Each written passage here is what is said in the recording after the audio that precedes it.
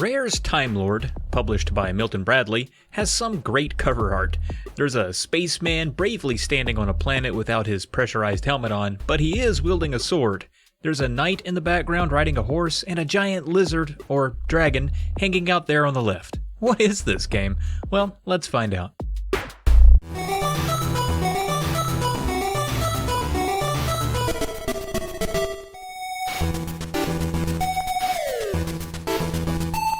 The thing to know about Time Lord is that expectedly, per the name, you are on the clock. In the lower center of the screen you'll see a date. It's January 2999, and you have until the end of the year, before the year 3000, to complete the game. A year does sound generous, but time flies when you're having, well, time goes by fast in this game. The story explains this a little bit. The MB, or likely the Milton Bradley Time Travel Research Center, reaches out to you for some help. You're simply known as Time Lord.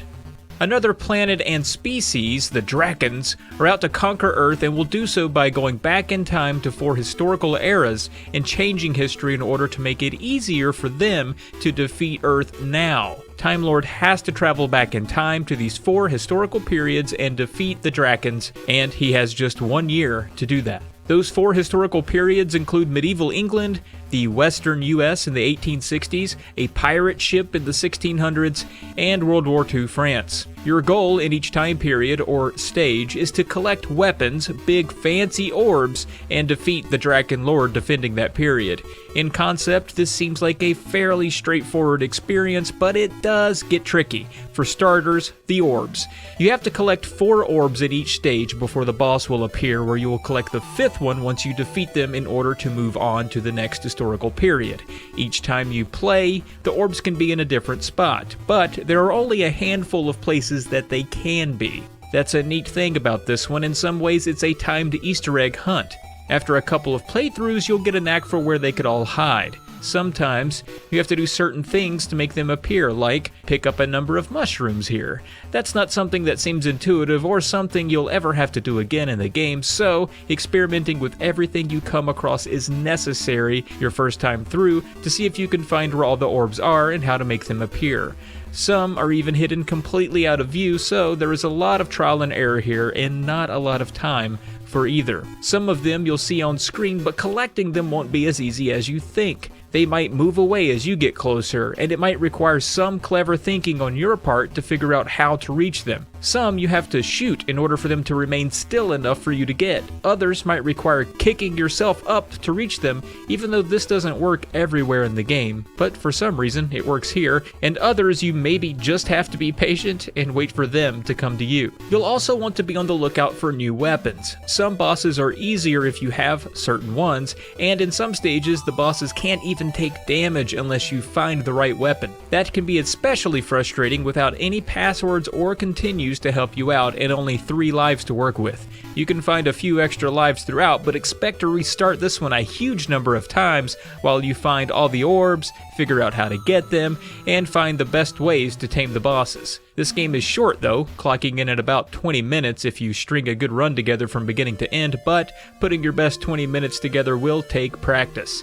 In general, enemies are taken out with a punch or a shot, depending on the era you're in and the weapon available. There are some sea crabs on this pirate ship that are tough to take out. You can jump on them sometimes, but the hit detection isn't great. All of this to say, some of this game depends on luck rather than skill, which is never great.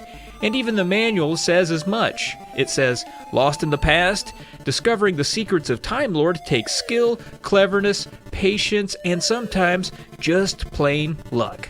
Well, awesome. One boss in particular gave me a bunch of trouble. The second boss is in the Old West and takes a ton of hits and can take up to 2 months of game time just for this one fight. There might be better ways to take him on, but just be ready for weird inconsistencies like this throughout. The good news for this game is, because it was developed by Rare, we get to hear some more David Wise music, and that definitely makes this pill easier to swallow as you'll be replaying the same levels over and over as you figure out the game.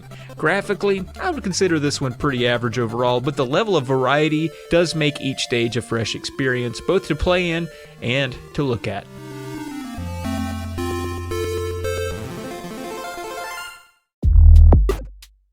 Well, that does it for Time Lord on the NES. Ultimately, I would say it's the type of NES game that could grow on you as you figure out all of its quirks, but most players are going to find a sometimes baffling and often frustrating experience out the gate. The concept is neat, plenty of fun ideas with time travel and different settings, kind of like Daydreaming Davy, but the execution could use a little more polish to make it a universal favorite.